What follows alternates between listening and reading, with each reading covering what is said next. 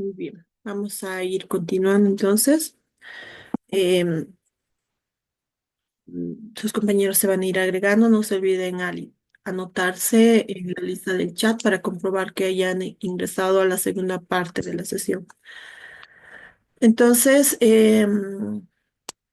como les decía, son firmes, lisas y algo dolorosas, situación que es diferente, por ejemplo, en una parotiditis, donde son muy dolorosas, ¿sí?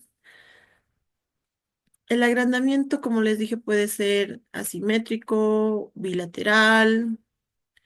Hay que hacer diagnósticos también diferenciales porque no siempre podría ser por un Sjögren, podría ser otra causa, así que hay que descartar otro tipo de diagnósticos. Y ese aumento rara vez es doloroso, muy pocos presentan dolor, así que eso también lo diferencia de una parotiditis, a menos que haya una obstrucción o una infección. Y también, debido a la afectación de las glándulas, las personas tienden a presentar alopecia, que sería la pérdida de los pelos corporales, ¿sí? Así que aparte del lupus, también podemos ver esta alopecia en el síndrome de Sjögren. Recuerden, los folículos pilosos se ven favorecidas por las glándulas sebáceas. Y ante la destrucción de las glándulas sudoríparas sebáceas, entonces quedan débiles estos pelos y por eso es que también se van perdiendo. Manifestaciones extraglandulares. ¿Se está viendo mi diapositiva, jóvenes? No, doctor. Yo estoy hablando así, sí, sin diapositiva. A ver, permítanme. Enseguida comparto.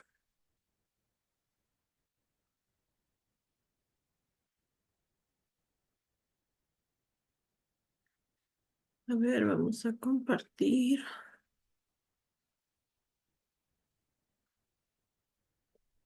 ¿Dónde está? Aquí está mi diapositiva. ¿Ahora sí se ve? Sí, doctora. Sí, doctora. Sí, Gracias, doctora. gracias. Entonces, como les decía, puede haber un,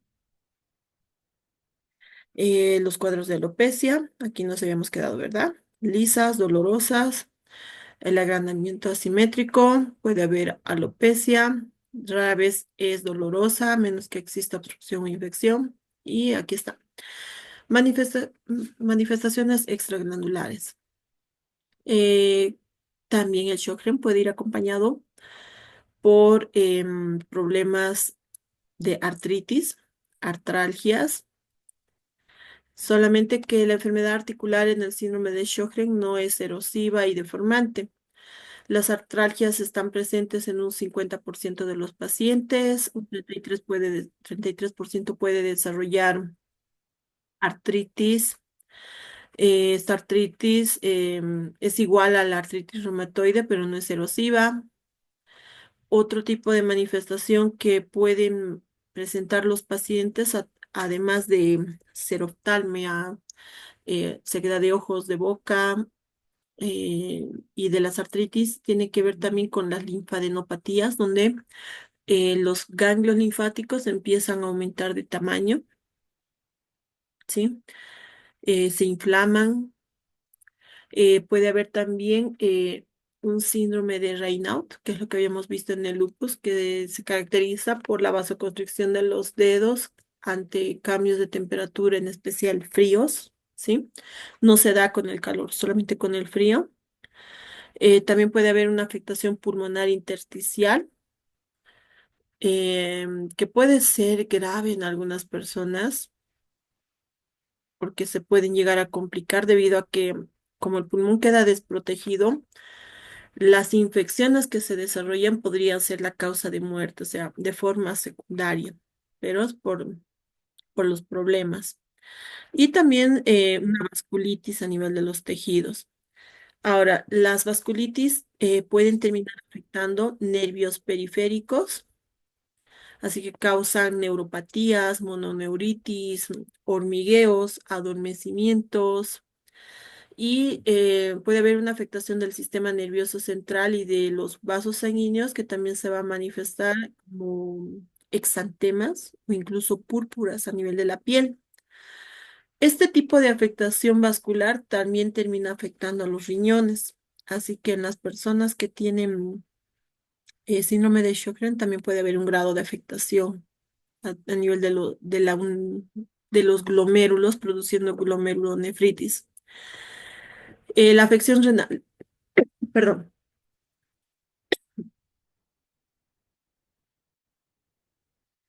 la afección renal puede ocasionar acidosis tubular renal, alteración en la capacidad de concentración, puede llevar a que se desarrollen cálculos renales, nefritis intersticiales, ¿sí?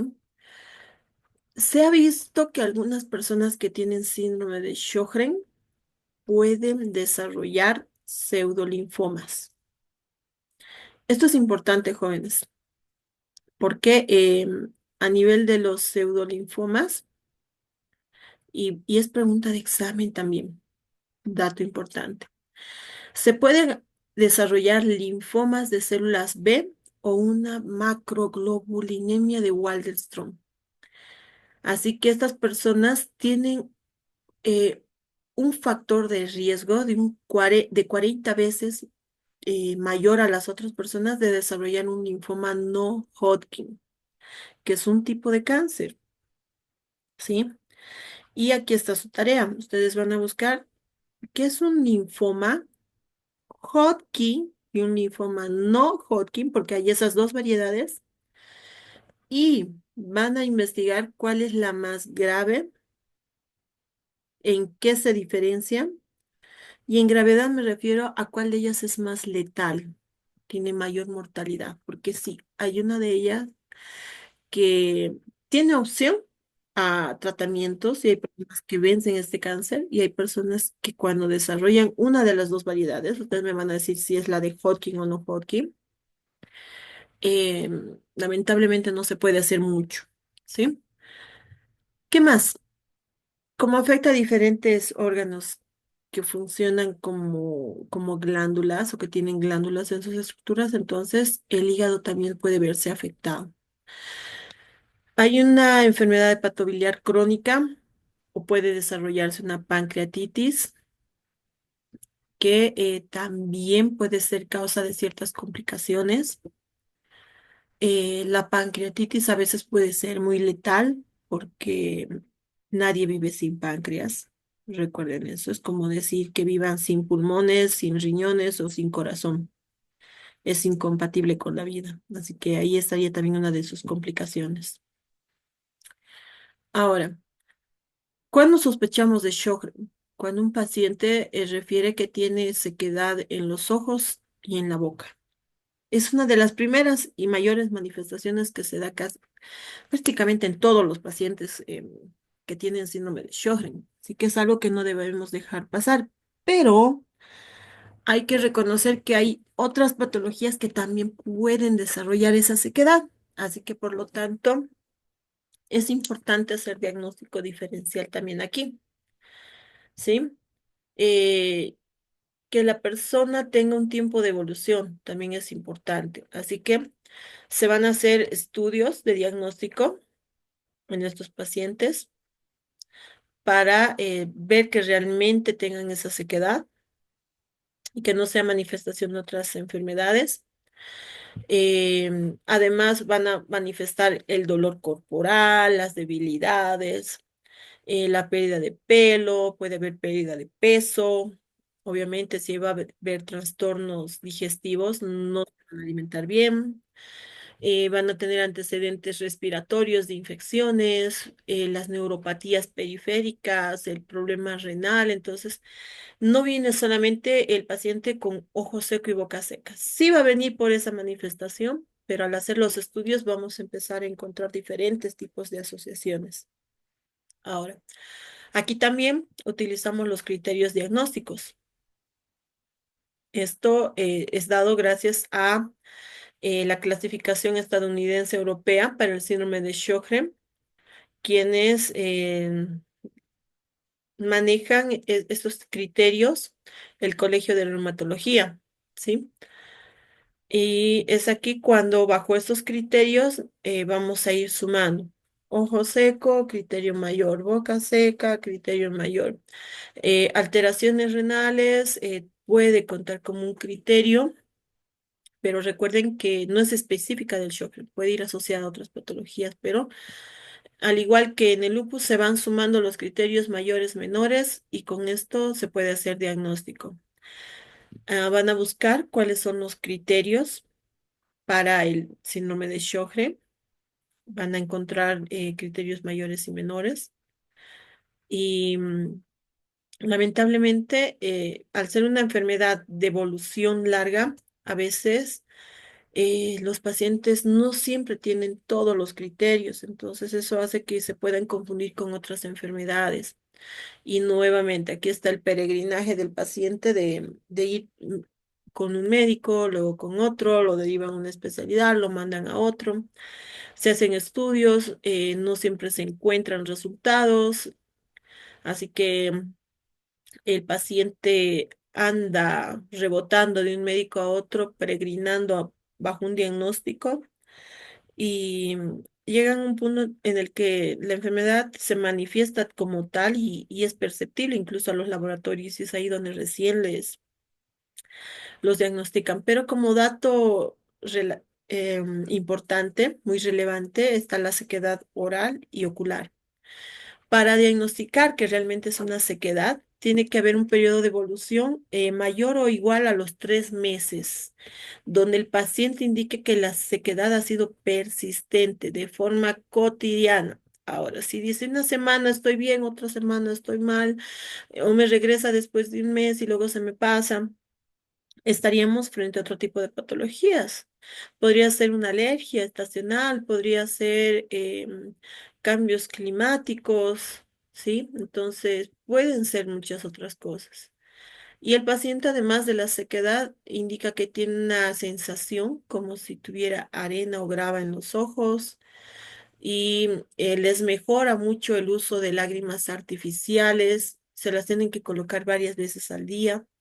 En cuanto a la boca, la sensación diaria de boca seca también es muy llamativa porque no les permite comer alimentos secos. Tienen que estar mojando la boca todo el tiempo con líquidos. Los alimentos tienen que ir acompañados con muchos líquidos para que puedan deglutirse, incluso en el proceso de la masticación. Y también tienen que tener un periodo de evolución mayor o igual a los 3 meses. La afección de la glándula se puede evidenciar a través de estudios donde, por ejemplo, en la glándula salival se hace un estudio que se llama cialografía o gammagrafía salival que mide la producción de saliva. Si esta es anormalmente baja, menor o igual a 0,1 ml por minuto, estaríamos frente a una sequedad oral. A nivel de biopsia se va a lograr evidenciar el daño ya sea en fase infiltratoria o en fase atrófica. Y los autoanticuerpos tienen una sensibilidad limitada, no son tan específicos, pero sí vamos a notar que en algún momento se van a elevar y se van a producir anticuerpos contra los SSA, que son similares a los de lupus. También se pueden producir contra antígenos nucleares o autoanticuerpos LASSB. Anticuerpos antinucleares o nivel elevado de anticuerpos contra gamma globulinas. En estos pacientes también el factor reumatoideo va a dar positivo y está presente en más del 70%. Y la velocidad de eritrosedimentación está elevada en un 70%. Vamos a ver que también hay una disminución de los eritrocitos, así que presentan anemia. Si bien este dato se manifiesta en un 33% de los pacientes, no es tan relevante como en el lupus, es también un dato predictivo. Y un 25% de los pacientes puede llegar a desarrollar también leucopenia, ¿sí? Y se han actualizado en los criterios diagnósticos la presentación de los autoanticuerpos SSA. Histopatología. La biopsia es importante porque nos muestra la afectación del tejido. Se van a encontrar focos inflamatorios con acumulación de linfocitos, con atrofia de tejidos y a veces la biopsia puede complicarse porque no es fácil de obtener o porque como ya está en otra fase, a veces no es tan predictiva para el diagnóstico. El pronóstico del síndrome de Sjögren va a ir de acuerdo a la evolución de la enfermedad. El Sjögren es crónico, así que cuanto más antes se diagnostique y se trate, eh, podemos disminuir la evolución y las complicaciones. Pero si diagnosticamos en fases muy tardías, donde ya hay un daño bastante serio, entonces hay que esperar las complicaciones que van a aparecer de acuerdo al tejido u órgano dañado. Tratamiento sintomático. Disminuimos los anticuerpos del cuerpo para que se siga atacando. Tenemos que manejar la sintomatología para ojos secos, lágrimas, para la boca líquidos. Podemos disminuir la inmunología a través de corticoides sistémicos o inmunodepresores, ¿sí? Y con eso disminuimos la evolución de la enfermedad y el daño. Ahora, en resumen, ¿en quiénes sospechamos síndrome de Sjögren? Pues en todo paciente que tiene ojo y boca seca. Es mejor sospechar que ignorar o dejar pasar y que luego el paciente se complique, ¿sí? También sospechamos en aquellas personas que llegan con una hipertrofia de las glándulas salivales, que presenten también neuropatías periféricas o que tengan púrpuras a nivel de la piel o a nivel renal, que tengan acidosis tubulares de causa desconocida. Así que el diagnóstico se va a basar en base a los criterios y los laboratorios que se van a hacer, ¿sí?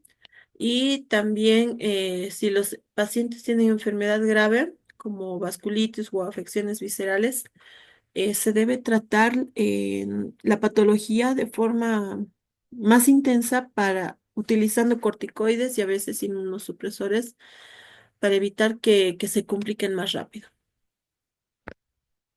Muy bien. ¿Alguna pregunta hasta ahí con el síndrome de Sjögren? ¿Alguna duda, algo que quisieran que repita? Ninguna profesora. No, doctora. Ya, no es complicado. Solo tengan en cuenta los criterios diagnósticos. Aquí en Sjögren ustedes van a buscar. En lupus el libro se los daba. Tengan en cuenta entonces los criterios diagnósticos, la afectación a los tejidos y por qué las personas se mueren con estas enfermedades. Continuamos entonces. La otra enfermedad autoinmune es la esclerodermia. Aquí nosotros vamos a ver que se caracteriza porque existe una afectación a nivel de los vasos sanguíneos pequeños, lo que va a llevar a un proceso inflamatorio e incluso dañino, lesivo. Entonces, al ser una enfermedad crónica, este daño va a llevar a que incluso los vasos se empiecen a fibrosar y un tejido que no esté bien irrigado va a perder características porque además del proceso inflamatorio y el depósito de fibrina, es como si se formara una capa cicatricial bastante engrosada en los tejidos. Entonces, hay una inflamación crónica debido a esa falla en la autoinmunidad. Segundo, hay un daño generalizado de vasos sanguíneos pequeños. Tercero, hay una fibrosis intersticial y perivascular progresiva de la piel y los órganos, porque todos aquellos que reciben irrigación a través de vasos sanguíneos pequeños se van a afectar, ¿sí? Nuevamente se la denomina esclerodermia porque la manifestación dérmica va a ser una de las primeras manifestaciones perceptibles por el paciente. En cambio, el daño de los tejidos internos no es ni visible ni muy perceptible por el paciente, así que por eso es que queda secundario. Es mejor llamarla esclerosis sistémica, aunque se la conoce como esclerodermia, porque como esclerosis sistémica ataca diferentes estructuras del cuerpo, no solamente ataca la piel. La han denominado esclerodermia porque esta es una manifestación perceptible y visible, pero en realidad es una esclerosis sistémica y se caracteriza porque desarrolla una fibrosis a la larga a nivel de todo el cuerpo. Afecta piel, tubo digestivo, riñones, corazón, músculos, pulmones. El principal efecto de la esclerodermia visible va a ser el engrosamiento y endurecimiento de la piel. Y eso es consecuencia de la inflamación y cicatrización de este tejido, que también, aparte de la piel, se va a dar en diferentes órganos. Así que ese engrosamiento y endurecimiento también se va a ver en pulmones, riñones, corazón, aparato digestivo y otras partes. Aquí está la complicación de la patología. ¿Por qué las personas se mueren? Porque estos órganos empiezan a fallar debido a esas alteraciones. Esta enfermedad es frecuente en mujeres entre los 30 y 50 años. Fíjense, son mujeres jóvenes. No es como en el shock, creo que eran mujeres adultas. La fibrosis puede ser resultado entonces de la activación de los fibroblastos porque el proceso inflamatorio termina estimulando a las citocinas que se liberan de los linfocitos T y se desencadena por esa estimulación inflamatoria. Aquí en esta imagen estamos viendo una biopsia de un paciente que tiene piel normal. Vean las diferentes capas, la disposición de la arquitectura tisular, pero fíjense aquí, en la imagen B, noten el engrosamiento a nivel de la epidermis, muy diferente, ¿verdad? A la piel normal. Fíjense la arquitectura tisular. Hay un depósito excesivo de fibrina que es igual a la que se desarrolla cuando tienen una herida, donde se ha formado una cicatriz, pero estamos hablando de heridas profundas con pérdida de tejido. La cicatrización se va a dar así con un engrosamiento. Fíjense cómo esta capa de la dermis se ha engrosado y se ha llenado de fibrina, lo que va a llevar un proceso de rigidez, endurecimiento en el tejido. Vean cómo se han perdido estas arruguitas normales que brindan elasticidad al tejido. Así que este tejido es como si ustedes tocaran o vieran el cuero curtido de los zapatos, de las maletas. Es un cuero engrosado, liso, brilloso, duro y se nota a nivel de los tejidos. Aquí en esta imagen C estamos viendo una fibrosis subcutánea que se manifiesta de forma bastante notoria a nivel de los dedos. Fíjense cómo el engrosamiento ha llevado a que el tejido se engrose, se indure, pierda la elasticidad del tejido, se pierdan las arrugas, los pliegues, y ese endurecimiento hace que el tejido se empiece a atrofiar. Por eso es que se encogen esos pobres deditos en forma de garra. Noten la inflamación y las lesiones porque lógicamente esta persona va a querer realizar actividades, pero la falta de elasticidad va a producir lesiones, rupturas de los tejidos a nivel de los dedos. Y esto no se va a quedar en los dedos, se va a manifestar a nivel de todo el cuerpo. Entonces, debido a esas características, la, mm, y las diferentes manifestaciones que pueden llegar a desarrollar los pacientes, la esclerodermia se ha dividido en dos. Esclerodermia difusa y la esclerodermia limitada. La difusa se caracteriza porque afecta de forma intensa a la piel desde un principio. Obviamente, para que se dé este proceso inflamatorio de destrucción del tejido, engrosamiento, fibrosis, que sería esa cicatrización de los tejidos, tiene que haber un antecesor, así que los pacientes van a sentir mucho dolor a nivel de la piel y van a haber trastornos inflamatorios, van a amanecer hinchados, les va a doler, ¿sí? Esta esclerodermia difusa tiene una progresión rápida y también una afectación visceral temprana. En cambio, la esclerodermia limitada es más benigna porque tarda más en aparecer.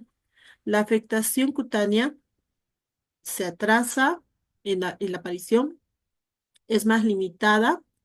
Se ha visto que afecta solamente a dedos de las manos, antebrazos y cara, en comparación de la difusa que afecta a todo el cuerpo.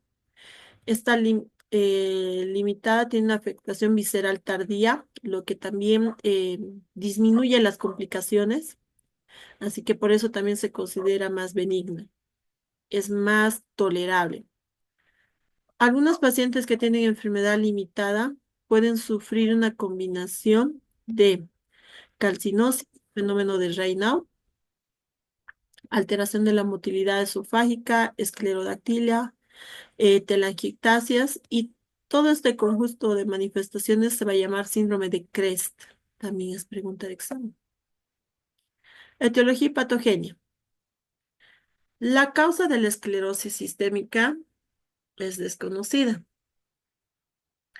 pero es probable que la enfermedad se dé a tres procesos que van a relacionarse entre sí.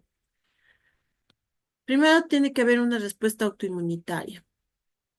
Tiene que haber un daño vascular y tiene que haber depósito de colágeno. Entonces, la asociación de estos tres daños va a ser la causa de que las personas terminen manifestando la enfermedad. Autoinmunidad. Aquí los linfocitos T, CD4 van a ser los causantes del el daño, porque primero, nuevamente va a haber una presentación de antígeno donde nuestros antígenos son desconocidos y van a ser atacados. Por eso es que los linfocitos T son reclutados y activados en los sitios. Se van a acumular, por lo tanto, a nivel de los vasos pequeños y van a producir un daño a nivel de estos vasos. Al quedar disfuncionales los vasos, no van a irrigar bien los tejidos y además está dando un proceso inflamatorio. Así que la piel es la que va a pagar la consecuencia. No solo la piel, estamos hablando de otras estructuras del cuerpo que reciben también esta microcirculación. Así que el daño se puede dar en pulmones, corazón, riñones, diferentes órganos. Es aquí entonces en los tejidos donde hay una liberación de citocinas que activa a las células inflamatorias y los fibroblastos, porque debido a al daño inflamatorio, los fibroblastos van a responder bajo el proceso de intentos de reparación. Y como es un daño crónico, crónico que nunca cede, entonces los fibroblastos terminan depositando grandes cantidades de fibrina que engrosan los tejidos. Estas infiltraciones entonces están dispersas en la piel y en los otros tejidos, están activados, se han aislado linfocitos, T helper 2 incluso en la piel. La activación de estas citocinas por estos linfocitos producen liberación del factor de necrosis tumoral, la activación de las interleucinas 13, lo que va a llevar a que se empiecen a estimular los procesos de reparación con depósito de colágeno y de fibrina a través de los fibroblastos. La lesión muscular entonces se va a dar de forma constante. Como es crónico y no hay nada que lo detiene, va a ir empeorando de a poco. Y por eso es que la piel es la que el paciente va a percibir, la alteración de la piel. Va a haber una proliferación en la íntima que es evidente, que va a afectar en especial a las extremidades distales, estamos hablando de los dedos. Va a haber una dilatación capilar con fuga. Esto se va a dar en las primeras fases bajo el proceso inflamatorio de vasodilatación y aumento de la permeabilidad, que también va a producir a procesos de edematización, dolor en los tejidos. En las características clínicas, hay una relación de 3 a 1 en la aparición de la enfermedad. Es más prevalente en mujeres, por eso dice 3 a 1, y existe un factor de que los hombres en menor cantidad, pero también pueden desarrollar esclerodermia, ¿sí? La esclerosis comparte muchas de las características con el lupus, con la artritis, con el Sjögren, con la polimiositis, de ahí que en las primeras fases no es fácil diagnosticar la enfermedad. Estos pacientes van a tener de la misma manera el mismo problema de ir médico tras médico, los van a rebotar por diferentes especialidades, pero llega un momento en el que la enfermedad avanza y se va a notar el cambio de la piel, el engrosamiento, va a haber un depósito de melanina que va a llevar a que incluso la piel se oscurezca, van a tener una pérdida del tejido adiposo que está bajo la piel, así que eso asociado a los trastornos intestinales y de absorción. Entran en deficiencias nutricionales, empiezan a bajar de peso y como la piel se engrosa y se atrofia, entonces se va a empezar a encoger y vamos a notar ciertos rasgos faciales característicos. Aquí estamos viendo un fenómeno de Raynaud que lo hemos nombrado en todas las patologías, que es esa isquemia por la vasoconstricción debido al cambio de temperatura fría.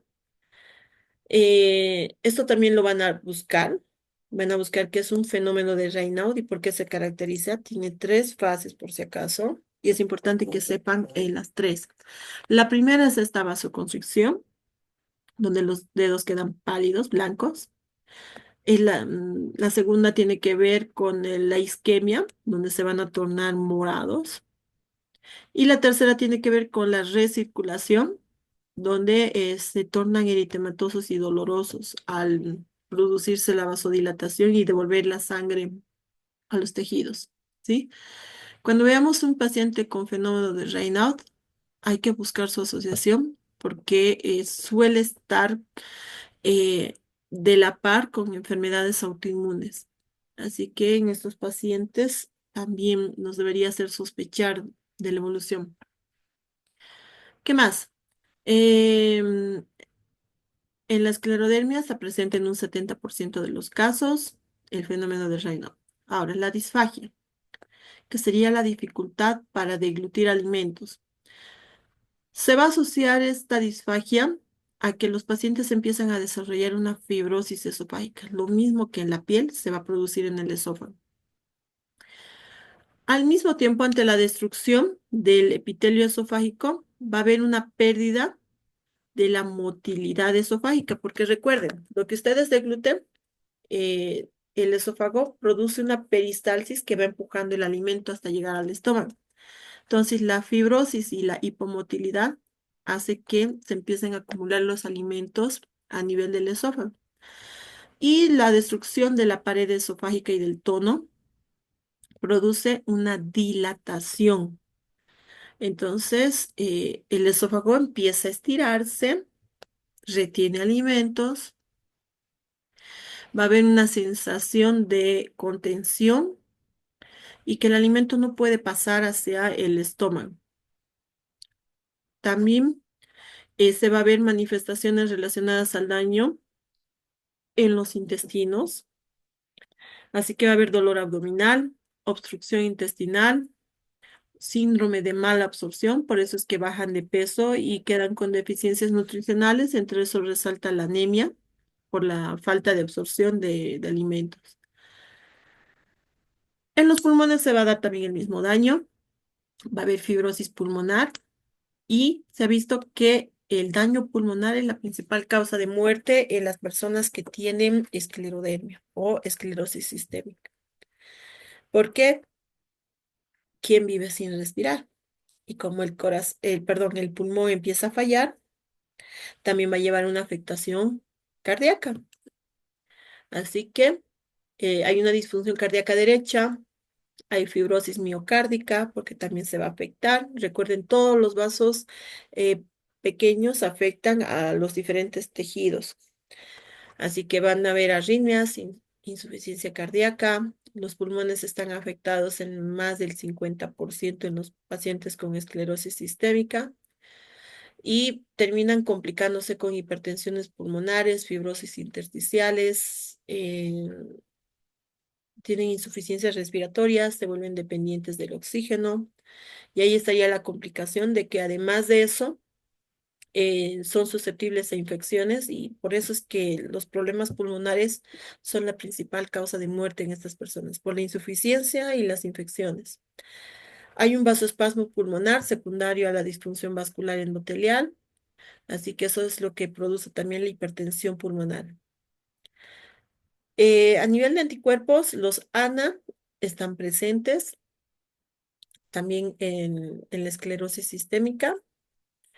Uno de ellos está dirigido contra el ADN topoisomerasa 1, que es muy específico, en especial la variedad del anti-SCL70. Ahora, dependiendo del grupo étnico y del análisis, se ha visto que un 10 al 20% de los pacientes llega a presentar la esclerosis sistémica difusa, así que en ellos la enfermedad avanza mucho más rápido. Y los pacientes que tienen este anticuerpo tienen más probabilidad de tener una fibrosis pulmonar y una enfermedad vascular periférica. Estamos hablando de los que tienen esta alteración.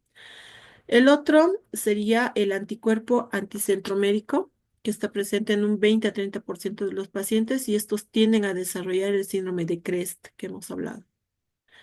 Los pacientes con este síndrome tienen afectación cutánea relativamente limitada.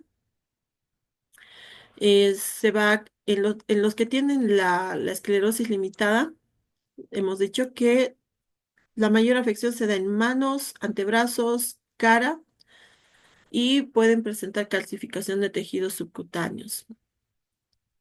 La afectación visceral, las lesiones esofágicas, hipertensión pulmonar, cirrosis biliar, pueden no darse en estos pacientes que tienen la afectación limitada o puede aparecer de forma muy tardía. Por eso es que la hemos considerado como una esclerosis más benigna, porque tarda en complicarse el paciente, ¿sí? Y esos pacientes viven más que los otros. Incluso el manejo también responde mejor. Y aquí está.